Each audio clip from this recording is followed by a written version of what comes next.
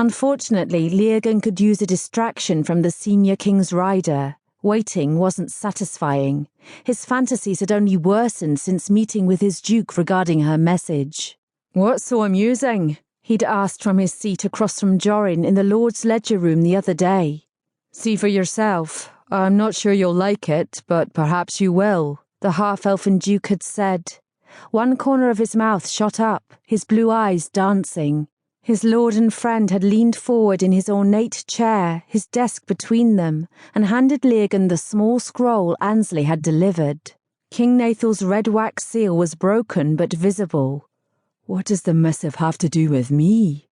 Jorin tapped his cheek with a long finger, then brushed a strand of his too long coal-black hair past a slender, tapered ear.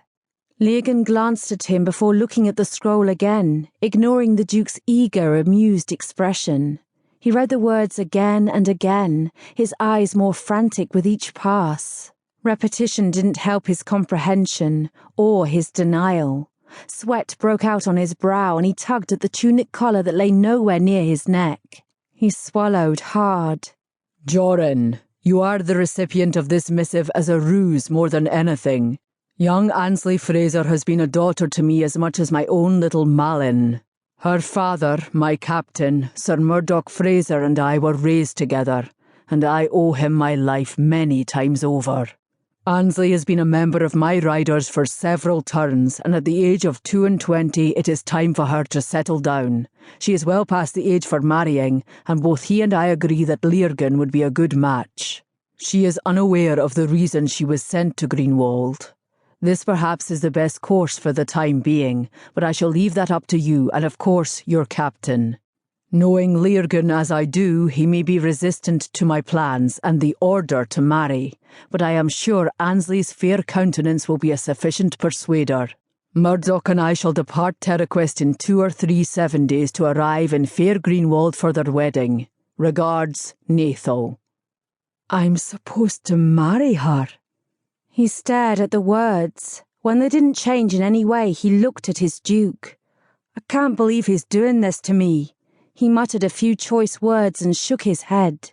Jorin chuckled. "You sound like Sarah. She too had issue, however temporary, with the king's plans." Frowning, Leargan met his lord's eyes.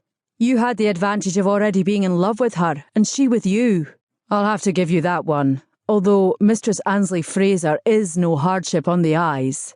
His gaze sharpened and Leargan forced himself to sit still. "He's ordering me to marry her." He flicked the word on the scroll, "so it doesn't matter if she was a bearded troll." The Duke laughed, long and hard. "Would it be so horrible? Ansley would fit right in. She already knows everyone, even Tristan. She's very close to Sarah and Emil and seems very sweet.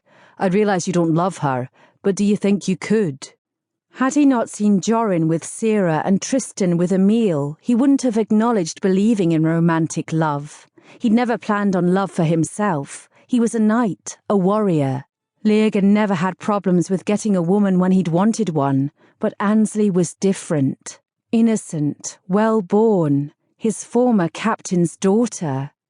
"She is beautiful." The admission slipped from his lips after several moments of silence. "And she makes my heart do funny things." Jorin shot him a look, but said nothing. "Somehow I don't think she'd be any happier than I with King Nathal's games, although her father is in on the plan as well," Leargan said. "Perhaps not, but you don't have to tell her now. Even the king says so."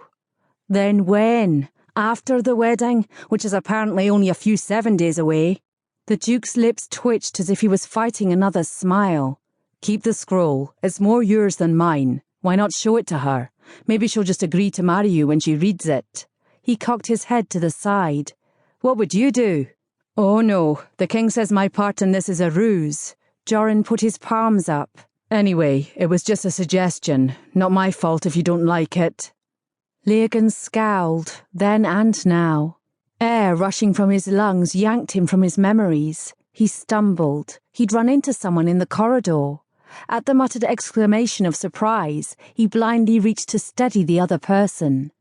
"I'm so sorry," she said, meeting his eyes. The blessed spirit is laughing at you, Leargan Tegran,